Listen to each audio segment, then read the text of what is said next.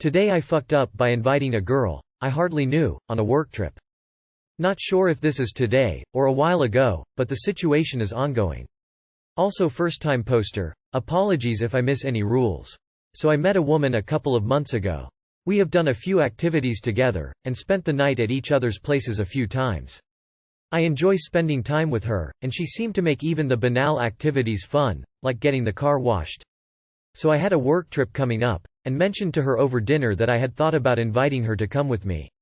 The conversation evolved and eventually ended up with me in a nonchalant way inviting her, and her mostly accepting. So, after a week or two, she said she would be happy to come with me. It's to a destination she had never been, and she had wanted to go. Great, I'll have someone to make the whole journey better. We were going for about 6 days, and 3 of them I have a work conference. So during the day, she'd be free to do what she wants while I was unavailable. In the evening we would do something together.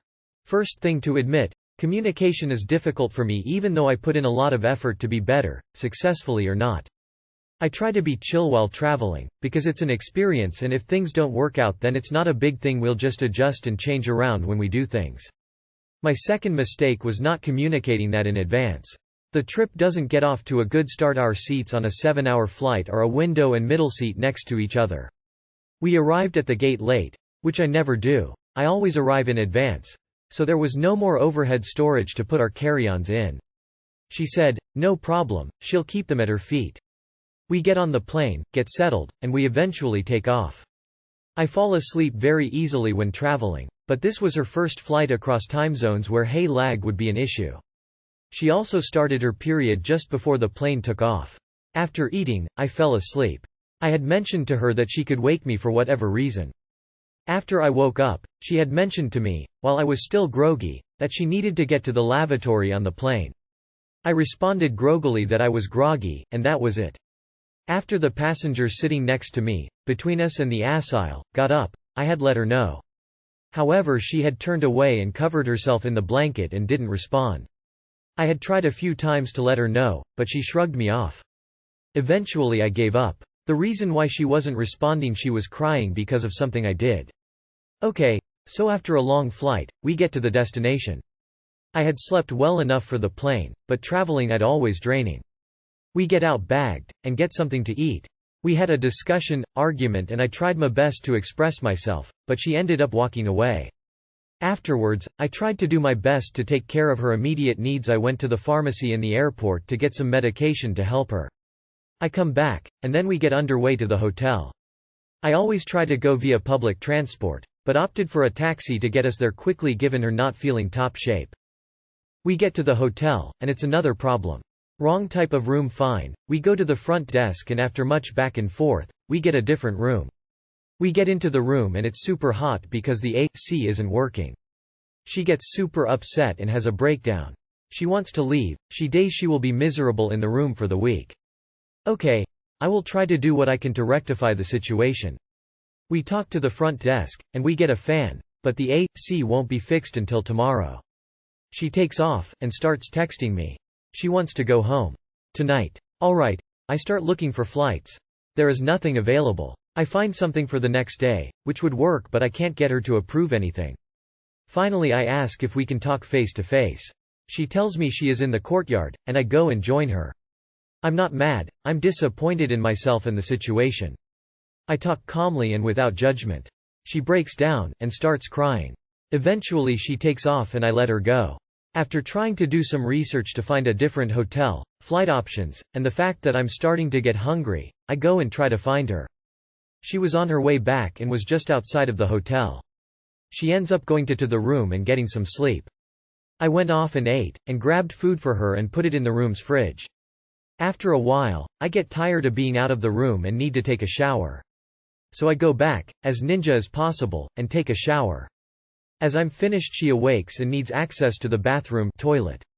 Of course I liberate as quickly as possible. She then goes back to sleep and I eventually doze off. In the morning, she gives me some context. Of course I understand, and don't blame her for what happened. She decides she's going to stay for the rest of the trip. We plan a few activities and go about our day. It was an overall good time until we get to the second to last destination and we talk about the next. Unfortunately, it closes 45 minutes later, and it takes more than double that to experience it. For me, no big deal. For her, she is angry with me. She told me that I should be better at planning things. Second time she told me this today, and I accept I made a mistake. Afterwards, she started discussing returning to one of the moments we had already visited, but at night. However, I have to be in good shape in the morning, and given my planning failure, I was being extra cautious. She disagrees, and I repeat why I don't think we have time to go together with more details. She just gets upset and refuses to talk to me. We take the metro back to our hotel, without saying anything the entire time. She went back to the room, and laid down. I asked if she was ready to have a discussion about what happened, with a clear head. She says that we've talked enough, and I made it clear that I hadn't said my piece. She told me not right now. Fair enough. So now, I'm elsewhere in the hotel writing this. I want to make this a good trip for her, and I keep screwing up no matter how hard I try. Tomorrow I get to go to work, so at least I will be able to escape this nightmare situation during the day. Too long did not read. Invited a woman I didn't know very well on a long-distance business trip.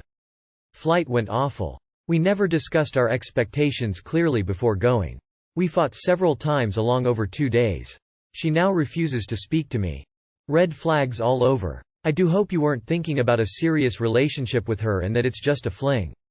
She seems highly unreasonable, emotionally unbalanced, and immature. Stop being a white knight. It's clear that she was taking advantage of you for a free trip but ended up not liking you enough to care that some things were out of your control. The disrespect for you obvious. Once you both get back, sever all ties with her. It's unhealthy to be with someone that doesn't respect you despite your efforts. For now, it's likely best to just go your separate ways. Get her a room and be done with it. Good luck. Was this written by I? Send her home. The crazy bitch is crazy. Her unreasonable state may be related to the fact that she is on her period, it's hot, she's sore and uncomfortable. That's the only input I have. Edit. I see in the follow-up that it got even more ridiculous and I can't blame it on PMS. You didn't foo. You got a condensed lesson on who this woman is. Buy her a plane ticket and send her on her way, or tough it out until the end of the week. But either way, I think you have learned all you need to learn about this one. Today I fucked up by leaving a wet surprise in my date's car. I am still massively mortified and deeply embarrassed. I asked this guy out on the first date, slid into his DMs, and it went very well. We texted daily and eventually, he asked me out on the second date in question. Dinner at a nice place. That also went very well, so well that he suggested we do a bit of bar hopping. Now, I'm not a big drinker. Throughout college, I was a bit of a stoner, high functioning but nevertheless, so as most of my fellow stoners know, we tend to vibe more with smoking than drinking. It was my only vice of choice until 2 months ago when I decided to quit completely. I then started drinking occasionally, socially when out with friends or a cocktail on solo dinners. While I don't plan on smoking anytime in the near future, I still strongly prefer the feeling of being high over being drunk. I digress. We go to 3 bars. Take a shot at the first, look around at the second. It was a very quirky horror house, amusement park themed indoor bar, and even make out in the different rooms. Conversation is great. It's an adventure. We get to the 3rd bar and it is exactly the atmosphere we were looking for, good music and a relaxed lounge environment. We park it here and I have a Moscow Mule and 2 vodka shots. More making out, more flirting and laughing and just overall genuinely enjoying each other's company. We both reach our limit, I am way past mine, and head back to his car so he can drive me home. He was not drunk, people. I realize how intoxicated I am when I can't even give proper directions using Google Maps. Then I get this insane urge to take a piss. At this point, we are 5 minutes, wait, 6, actually 8 because my drunken delivery of the directions is leading him in circles, from my place and he takes my phone so he can figure this out. 4 minutes away, my bladder, unlike his car because of my inability to give proper directions, is on F. I tell him I really need to take a piss right now while I'm tapping my foot, uncomfortably shifting in my seat, etc. 3 minutes away, all hell breaks loose, and by hell, I mean my bladder goes from F to E in seconds. I tell him, I just pissed myself. I start apologizing profusely like a mad woman, citing that this has never happened before and I truly have never been this inebriated in my life. He tells me it's okay, it's not a big deal, and I can't even muster the courage to look at his face because all of it is spent apologizing over and over and over again. I tell him that I will absolutely clean it up when we get there, and he says I really don't have to do that, but I strongly insist. We pull up to my place. It is one of 3 identical fourplexes, and like the drunk buffoon I am, I go into the wrong building, try to open the door, and it doesn't work. I realize this and run into the correct building, quickly and mindlessly change into a very transparent and short lace nightie and soak so many paper towels in this grapefruit-scented disinfectant spray. I run back to his car and frantically start cleaning his seats, leather, thank goodness, and he says that smells really good. I am still apologizing and expressing how mortifyingly embarrassed I feel, and him, being a very laid-back guy overall and with a unfazed face, says it's totally fine with a slight chuckle.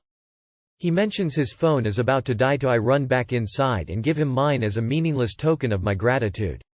I tell him to text me when he gets home because although he was not drunk, we had been drinking. I go back inside, shower, and go straight to sleep. I woke up around 6 a.m. today and saw he texted me around 2 a.m. that he made it home. I text him 2 paragraphs apologizing again and express that if the world's deepest abyss existed, I would crawl in it immediately. I go back to sleep after sending this, wake up around 10 a.m. and the semi-sober reality of what had happened hits me. Embarrassment in the most potent and pure form wells up inside of me. I check my phone and there is no response just yet. I turn it off out of fear of what he will say, or lack thereof, walk to a nearby park and sit under the sun silently hoping that it'll melt my entire existence away. As I walk back home, I quietly accept that I will never drink again and he probably will never want to go out with me again. I am honestly very saddened about this because I liked where it was going and I was very curious to learn more about him and cultivate whatever might have been. But, pissing oneself on a date is grounds for never seeing someone again. I make a detour to the grocery store to prolong having to check my phone for a response. Well, here I am. At home. Typing this story on my phone. All after I finally received this text from him around 11 a.m. I had a great night, don't sweat it kiss mark. Despite this, if anyone knows of an abyss I can crawl into and slowly rot in, please let me know. Too long did not read. Pissed my pants in my date's car when we were 3 minutes away from my place. I had a great night, don't sweat it kiss mark, that wasn't sweat. He says that smells really good. He wasn't talking about the disinfectant. Something similar happened with my GF. I struggled to combat her feelings of embarrassed abyss seeking, explain how they were unnecessary, and that body stuff happens sometimes. We aren't robots, we're humans. All I can say is, you should believe him when he says it just ain't that big of a deal. It's also clear from your story that he's super into you. I remember a Today I Fucked Up post a long while back about a guy who had his car pissed in on the first date. If I recall, he believed she did it intentionally because she was into the waterworks. That was a fun comment section. Do people just take one other person around to drink while they don't drink? Like he just takes you to get drunk while he hangs out? Sounds like a blast.